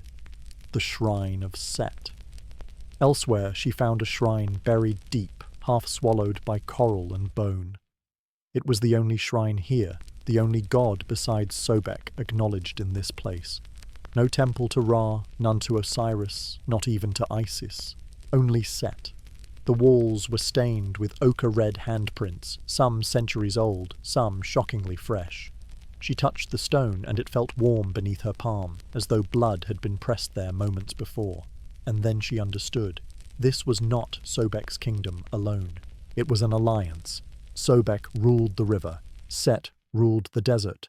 Together they had carved this fortress beneath the Nile, hidden from Osiris's judgment, far from Mawat's scales. Sobek supplied the teeth. Set supplied the storm. It was unnatural, this bond, but it had endured, and now her bloodline was meant to restore it, or perhaps replace it. The robe. In the chamber of offerings, she found it waiting. A robe. Not the white linen of sacrifice she had worn into the river, but something heavier, woven of purpose. Deep green and crimson, its fabric shimmered as though scales had been sewn into it. Symbols of chaos gleamed faintly across the hem, curling like snakes in shadow. When she touched it, the robe was warm, alive, thrumming like the pulse she felt in her veins. It was not clothing. It was initiation. The awakening. Liot began to feel it in her body. A rhythm thrummed beneath her skin, deeper than her heartbeat, older than her flesh. The palace did not simply shelter her, it recognized her. The walls seemed to whisper as she walked, voices rising from cracks in the stone. She stopped dreaming of death. Instead, visions came unbidden. Red winds, fractured skies, armies marching across sand, and her, always her, standing at the center, crowned in fire, serpents in her hands. It was not destiny, it was demand. Commentary. This is where the story sharpens into prophecy. What began as a tale of sacrifice at the river has become something far larger, a mortal girl awakening in the jaws of gods. Liot is no longer prey. She is a weapon waiting to be drawn. Her blood, her defiance, her very existence is the hinge between desert and flood. Sobek and Set are not enemies but co-conspirators, building a fortress beneath the Nile for war against the balance of the heavens. The imagery is striking. Broken statues of gods who once ruled, a blood pool that shows a future self crowned in flame, a robe shimmering with scales and chaos. These are not trappings of worship. They are signals of war. The robe glowed in its corner, dim flames of bioluminescence flickering along the seams, humming softly whenever she drew near. Liot didn't put it on. Not yet. She only stood before it for a long time, staring, knowing it was more than fabric. It was decision. It was inheritance. It was what she was becoming. Outside the palace walls, the Nile shifted restlessly. Fish swam in uneven spirals. Reeds bent, though no wind stirred above. In Sharabus, far above the waterline, a drought began to gnaw at the land. The river no longer demanded brides. It was waiting for something else. Not a girl. A general. The Nile misbehaved. Floods that once came on time faltered. Fish floated belly up, silver corpses baking in the sun. Fields cracked, roots shriveled in dry soil. Priests told the people it was a test. Elders whispered of broken oaths, but no one spoke her name. Liot had already become a myth, a warning passed between mothers and daughters. "Don't follow the river," they said. Children dared each other to touch the water after dark, but even crocodiles had vanished from the banks. And their silence was worse than their hunger. The weight of distance. Beneath the waterline, Liot felt the pull of distance like a hand at her chest. The palace remained unchanged. Endless green stone, halls alive with shifting glyphs, pools that shimmered like mirrors. But something above called to her. A pulse, a pressure, as though the Nile itself strained to reverse its flow. The robe waited, humming louder each time she passed, and then the drums began.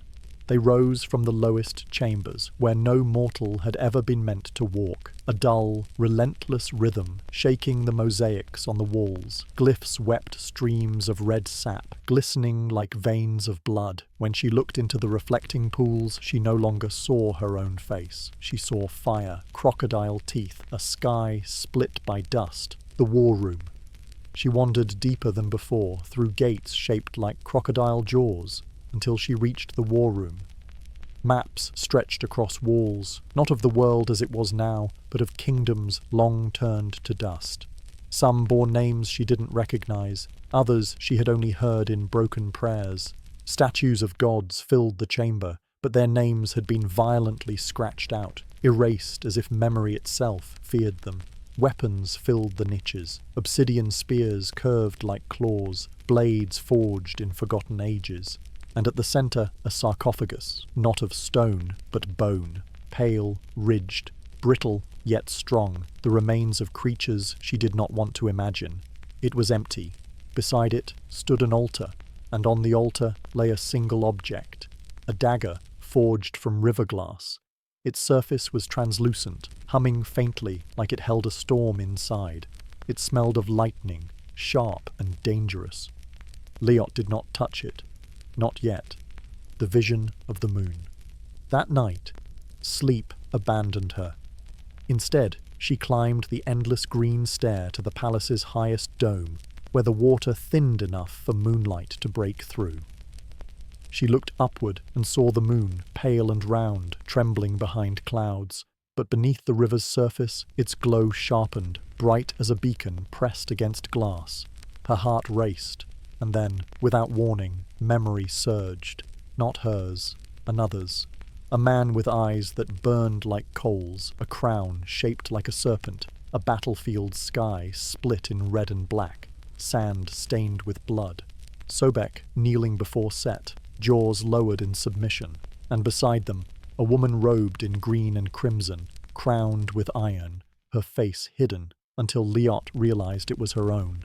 The vision collapsed into the moon again, but her heart still thundered as though she had witnessed prophecy instead of dream. The awakening. The palace trembled. Walls quivered as if breathing. Glyphs, once dead, shimmered with faint red light, glowing brighter with each beat of her pulse. The robe no longer waited. It called. Its sleeves rippled in still water, impatient as a caged thing. Liot stopped resisting. She slipped the garment over her shoulders. The fabric clung warm to her skin, but the warmth came not from the cloth. It came from inside her. Her veins lit up in a lattice of fire, like river lines etched across her body. She felt no pain, no ecstasy, only recognition. She walked the halls differently now. Doors peeled open before she touched them. Crocodile sentries dissolved into shadow when she passed. The palace bowed to her. The dagger. She returned to the war room. The dagger of river glass pulsed on the altar like a living flame. She reached for it, and this time her hand did not hesitate. It weighed nothing. It hummed like air before a storm. At her touch, symbols flared around the altar. Set's spiral, Sobek's tooth, a crown cracked through the center, a path etched between desert and flood. Her hand moved without thought. She pressed the dagger to her palm. No blood flowed.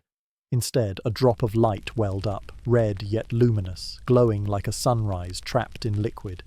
The altar drank it eagerly. The stone shuddered, and then the wall behind it split open. The mirror. The chamber beyond was dry, untouched by water. Scrolls lay scattered, bones arranged in careful patterns, masks of beasts and gods propped against the walls, and at the far end stood a mirror, but not of silver. This was obsidian, polished so perfectly it reflected not flesh, but spirit. Liot stepped before it. The mirror did not show her as she was. It showed what she was becoming. Her head was crowned in scales, her robe storm-coloured and blood-red. Around her feet, sand churned into mud. In her hands burned both fire and flood, not one, both. The daughter of Set, the bride of Sobek, the balance breaker. She recoiled, but the image did not vanish. The river responds. Outside the palace, crocodiles stirred. They did not circle in hunger. They moved in formation, tails slashing currents into deliberate patterns, prophecies written in silt. The Nile had turned from predator to army. The time of sacrifice had ended. The era of generals had begun. Liot was no longer the girl who had walked into the river with steady steps. She was becoming something far worse, something far greater, a mortal who remembered too much. The currents bleed. The palace walls pulsed with twin colours. Sobek's green, Set's crimson. They bled into each other, no longer separate, their currents fusing into something new and unstable. Floors rippled under her feet like water, though the stone was unbroken. The air hummed not with lightning, but with prophecy. Somewhere beneath the palace, drums pounded, not ceremonial, not celebratory, martial. Sobek did not test her with commands this time. He only watched. Heavy, unreadable, his gaze lingered in the silence to see what she would do without his hand guiding hers. And Liot understood. He was no longer her captor, not even her master. What bound them now was older than submission, sharper than loyalty. It was something nameless that lived between rivals and partners, between predator and equal. The crocodile sentinels confirmed it. Once guards, now they moved in her shadow, waiting for her word. Their jaws no longer gleamed with hunger, but with a strange recognition. They did not see prey. They saw their general, the scroll of flesh. In one chamber, Liot discovered a scroll sealed in wax that looked disturbingly like human skin. She hesitated, then broke it open. Inside, lines of ink crawled like veins across the parchment. It told of a time before dynasties, before pyramids rose to slice the horizon, when gods ruled not from gilded temples, but from tombs and trenches. Alliances then were not sworn in carved stone. They were carved in flesh. Sobek and Set had once stood side by side, storm and river entwined. Their dominion stretched from the dry bones of the desert to the drowning flood. For a time, their power rivaled the upper gods. But chaos, even united, always fractures. Set fell into shadow.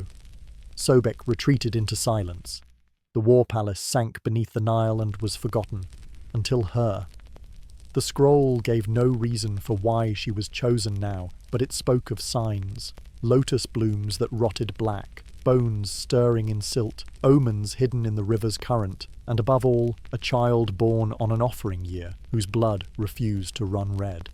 Her fingers shook as she folded the scroll closed. It had never been about her beauty, never about innocence. She was not chosen to appease the river, she was summoned to ignite it. The Nile grows strange. Above, the Nile began to fracture. Its bed cracked in long, jagged scars. Bones long buried stirred in the mud, surfacing like pale memories. Lotus blossoms blackened on the water's edge. Fish turned in dizzying circles before dying en masse, bellies up beneath the sun. Even in distant cities where the old gods had been reduced to half-remembered names, priests and scholars began to dream of crocodiles. They woke shaking, water dripping from their lips, the scent of river moss clinging to their pillows.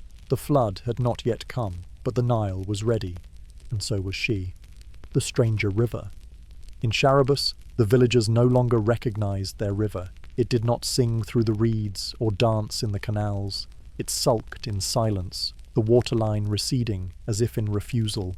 Children who once splashed at its edge now stayed indoors. Farmers looked at their fields and saw only dust. They held ceremonies in desperation.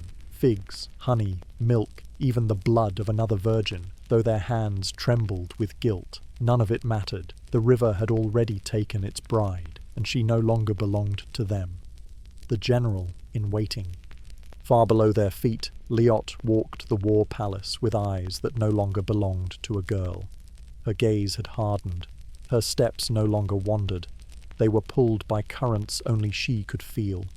With the robe on her shoulders and the river-glass dagger at her hip, she was not a captive. She was an heir in waiting. Sobek reappeared at last, not with hunger, not with fury, but with formality. He stood beside her in the Hall of Waters, massive arms crossed, his great jaw set in silence. Together, they moved through flooded vaults, past empty altars, into a place she had not seen before, the Vault of Teeth. Here the air thickened with power. An army waited, not men, not crocodiles alone, but something stranger. Beasts of fusion, creatures born of storm and river, their bones bound with linen older than dynasties. Scales glistened alongside clay. Their shields were woven from lotus leaves dried black. Some wielded crescent-shaped blades sharp enough to slice stone. As she passed, every creature knelt. The water itself seemed to bow. It was not worship they gave her, it was recognition. The blood of Set had returned. But unlike before, it came wrapped in something unexpected. Choice. The basin of vision. At the center of the vault stood a raised platform with a basin carved from green stone. She placed her hand above it, and the water inside rose, spinning into a whirl of silver light. Images bloomed across its surface. Images of the world above. Cities crumbled into sand. Deserts swallowed caravans whole. Priests wept in sanctuaries stripped of their gods. But then a softer vision. A girl in another village, staring into a water bowl, whispering her name. And behind her, unseen, a crocodile watched. Liot pulled her hand back, trembling. She understood then. The war would not begin with thunder. It would begin with memory. Not soldiers, but stories. Not blades, but the whisper of her name. The river trembles. The waters shook from cataracts in the south to the delta in the north. Something older than creatures stirred beneath the Nile. Not flesh, not scale. A memory. Long sealed, now waking. The current thickened, darkened. Fish disappeared. Reeds sagged in their beds. And one by one, the crocodiles returned. Not to hunt, but to gather. The obsidian mirror. In the chamber of the mirror, she stood again before obsidian polished smooth. This time her reflection no longer pretended at humanity. Her eyes shimmered like shifting silt. Her skin glowed faint beneath the robe. The dagger pulsed at her side like a second heart.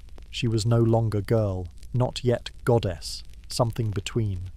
The palace itself had awakened with her. Walls shifted when she willed it. Glyphs carved themselves into stone as she passed, naming her with titles she could not yet pronounce. The shadow servants no longer bowed. They saluted. The corridor between realms. At last, in the deepest vault, Sobek stood waiting. His body was armoured now, not in silk or gold, but in stone and bone. His scales bore scars of wars fought before pyramids ever touched the sky. In his hand, he held a staff carved from the spine of a crocodile, its tip sharpened into a fang. They did not speak. They did not need to. Behind him, the wall split open. A doorway appeared, blacker than the deepest waters, bending the eye away from it. It led not into another chamber, not into another hall, but into something stranger. A corridor of nothingness. Not stone, not water, only echoes, only stars. A tunnel between realms. Commentary. This is the moment where Liot ceases being merely the girl of the river and becomes its sovereign memory. The villagers still think of her as sacrifice, but the palace, and now Sobek, treat her as equal. The army of hybrid beasts kneeling before her confirms what the scroll whispered. She is not here to be consumed. She is here to reignite an ancient pact. The corridor between realms is the threshold. What waits beyond is not river or desert, but the heavens themselves, where Set's shadow lingers and where Sobek's teeth gleam in eternal hunger. So follow or subscribe to the channel now, because in the next chapter, Liot will step through that doorway, and what waits on the other side will not just test her power, it will test whether she is storm, flood, or something the gods never intended at all. Where the corridor of shadows and stars had opened, Liot stepped forward. She looked back once, at the war palace that had held her, shaped her, tested her.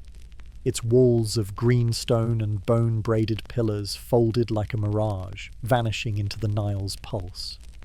It had given her what she needed. Nothing more, nothing less. The moment her foot crossed into the current again, the river responded. Above, in shrines long abandoned, crocodile statues cracked open, revealing hearts of green crystal still beating. Water surged through forgotten canals, trembling but refusing to flood. It was not rage, it was not hunger, it was waiting. What stirred was not vengeance, not war, something deeper, correction, the return. At dawn, the sky sagged heavy, the colour of wet clay. The river's surface shone like glass, too calm, too still. Fishermen froze on the banks, nets limp in their hands. Children wailed without reason, as if memory itself had entered their lungs. Elders collapsed to their knees, whispering names that had not been spoken aloud in centuries. And from the Nile she rose.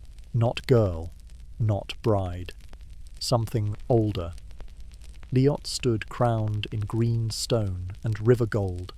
The robe she wore moved like storm clouds dragged across silt, both heavy and fluid.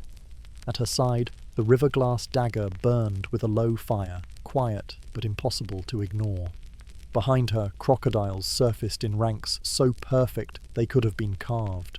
Not beasts, not hunters, soldiers. Sharabus was silent. Some villagers threw themselves face down in the dirt. Others ran. No one dared speak her name. The shattered bowl. She walked to the village square. The offering bowl still waited, untouched, since the day she descended. She reached inside, not to draw a name, to destroy it. The stone cracked down the centre, split clean by a single word she whispered in a tongue older than temples, older than hieroglyphs, older than memory itself. The pact was broken, but not by Sobek, not by Set, by them, the mortals who had fed daughters to the current and called it obedience. The priests who dressed cowardice in ritual, the elders who wrapped cruelty in tradition. Now the river had returned the favour, the storm above. From the horizon came desert winds, screaming hot, carrying sand sharp as blades. From the other direction rolled the breath of floodwater, cool and heavy. The two currents met above the village square, swirling into a storm that never touched earth, a storm that only watched. Liot lifted her eyes. She saw the gods, not in form, but in feeling. Osiris trembled, Ma'at recoiled, Thoth scribbled furiously, quills breaking, trying to make sense of the shift he could not stop. The story no longer belonged to them. The final word. She spoke again.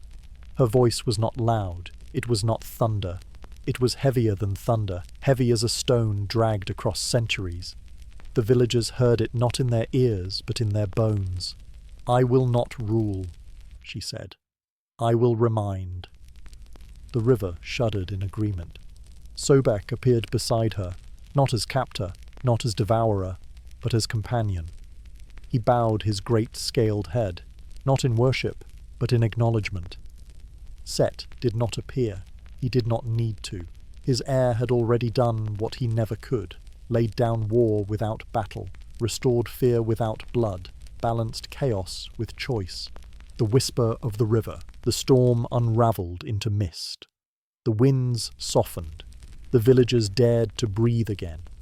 From the reeds came a whisper, "The river remembers." And the whisper did not end there. It wound through every canal, every tributary, carrying with it a name the mortals had tried to forget. And so does its bride. The sky before kings carved their names into stone, before temples thundered with hymns to Ra, there was only the night sky, the stars. They were not lifeless sparks, but children of Nut, the goddess who stretched her body across the heavens to shield creation from chaos. She arched over the world, her skin a canopy of darkness, her veins lit with fire, each star a child a name, each name a purpose. Together they sang, a harmony too quiet for human ears, a rhythm that kept the universe in balance. For ages they obeyed. Ra, the sun, ruled the day, His order extended even into the night. He gave commands, and the stars moved. He spoke, and they burned brighter or dimmer. The heavens obeyed, until the silence broke. Commentary. This is the hinge point of the saga. Liot has returned not as sacrifice, but as correction. She didn't need to swing a blade or topple temples.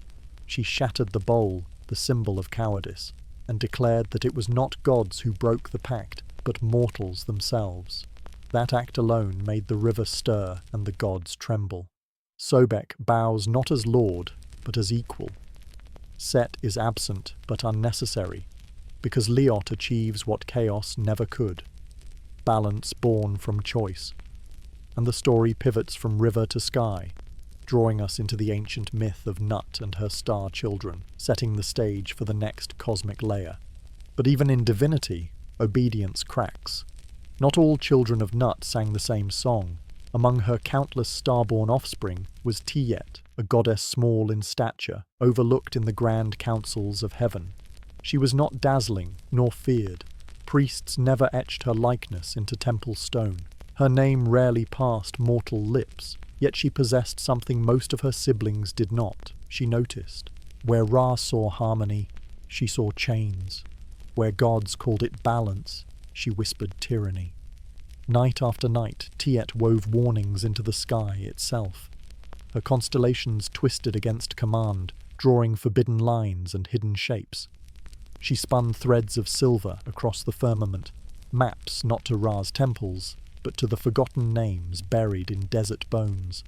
And when Ra decreed that no star should guide mortals back to the old gods, she disobeyed. The first rebellion. Her rebellion was not loud. It was subtle, secret, a loom unravelling strand by strand. First 1 star dimmed, then 10, then 100, and then they vanished, not dead, not extinguished, but folded inward, hidden behind a curtain of silence. 1,000 lights turned their faces away, refusing to shine. The heavens collapsed into absence. The night became a ceiling of coal, flat and suffocating. Farmers lost the timing of their crops. Sailors drowned with no constellations to steer by. Birds circled until their wings failed, falling from the air in confusion.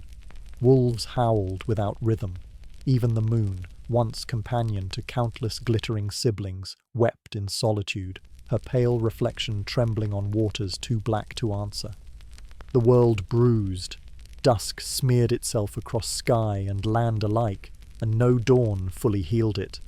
Mortals panicked. They doubled their prayers, poured oil into braziers until temples stank of smoke. They spilled wine, grain, blood. But silence answered. Priests cursed Tiet's name, though few had ever known it before. They called her traitor, saboteur, murderer of light. They did not understand. Her rebellion was never against mortals. It was for them. But the gods do not explain themselves, and the sky, once radiant with 1 billion fires, now refused to speak, a scholar of shadows.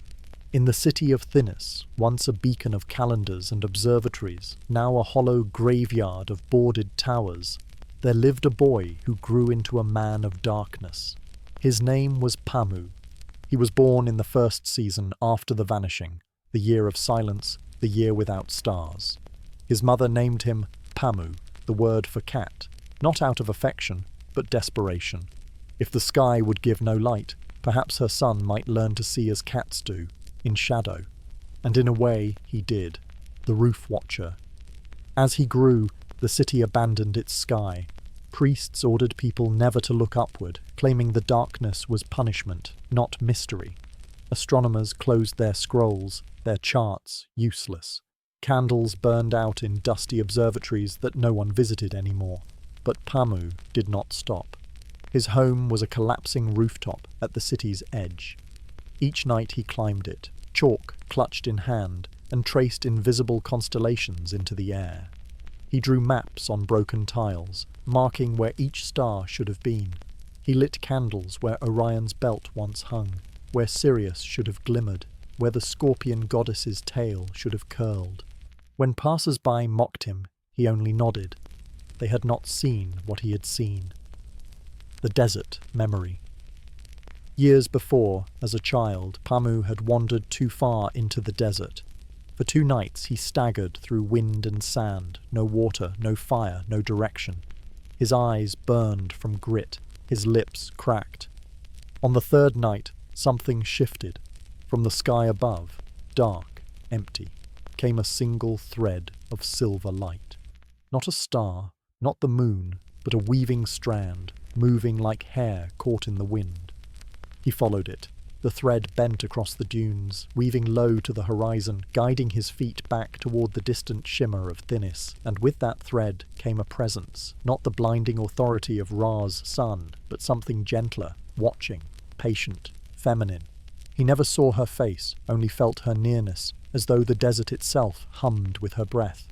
When at last he stumbled into his village, safe, the light withdrew. The sky went black again. No one believed him. They told him delirium had conjured it. But he remembered. He would always remember. A world unravelling. Now, years later, the world begged for what he had once glimpsed. The Nile came late. Droughts chewed the soil raw before the harvest could rise. Crops withered. Animals lost their patterns. Flocks circled until they fell. Lions hunted their own cubs. Crocodiles surfaced at wrong hours. And something worse crept along the edges of mortal minds. Madness. People wandered into streets at night, murmuring to invisible stars. Some claimed to hear voices in the silence. Others scratched lines into walls, spirals, threads, warnings. Cities cracked not from war, but from despair. Hope dimmed like the vanished constellations. Commentary. This chapter is not about Liot, yet. It's the widening of the stage. It shows how one minor goddess, overlooked and underestimated, could bring an empire to its knees simply by refusing to shine. It reveals that rebellion can begin with silence, that the absence of light can be louder than fire, and Pamu, the cat-eyed scholar, is our witness, our mortal thread through the starless age. His memory of Tiet becomes a fragile torch in a world suffocating under Ra's forgotten decree. What comes next? That's where the threads tie together.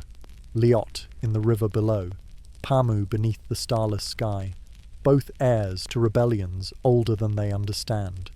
One night, as Pamu lay sprawled on the cracked tiles of his chamber, tracing Orion's ghost across the ceiling with chalk, he felt it, not the ache of hunger, not the familiar silence pressing from the starless sky.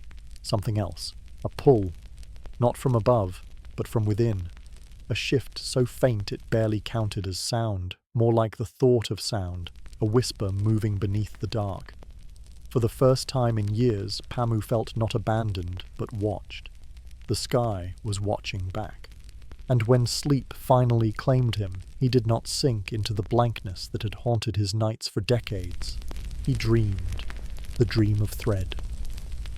In the dream she appeared, Tiet, woven of starlight, strands of silver rippling from her like hair undone. She did not speak. She did not need to. She placed something in his hand, a thread, glowing faint and alive. When he woke, he opened his palm. Nothing lay there, yet the warmth remained, humming under his skin like a secret vow. The forgotten temple. At dawn, though dawn meant little now under a sky smeared grey like ash, he rose. Urgency pulled at him, eastward. He crossed crumbling streets, past withered grain stores and wells gone dry, toward the edge of Thinis, where the necropolis rotted in silence. Few dared go there any more. Amid shattered obelisks and idols cracked in half, he found it, the last temple of Nut. A ruin, nearly swallowed by weeds and dust. Its pools were bone dry, its roof caved in long ago, its altars barren. But within, deeper than shadow, a chamber still breathed. Its walls bore constellations now useless, patterns etched in stone that no longer shone, and in its heart a flame burned. Blue, small, cold. Beside it sat an old woman in robes the colour of midnight dust. Her eyes were milk white, but they found him before he spoke. "You're late," she croaked. Pamu froze. "You've seen her. the woman said, voice a rasp that carried certainty. "She gave you the thread." His throat went dry, but he nodded. The woman's lips cracked into a toothless smile. "Then it has begun." The Oracle of Nut.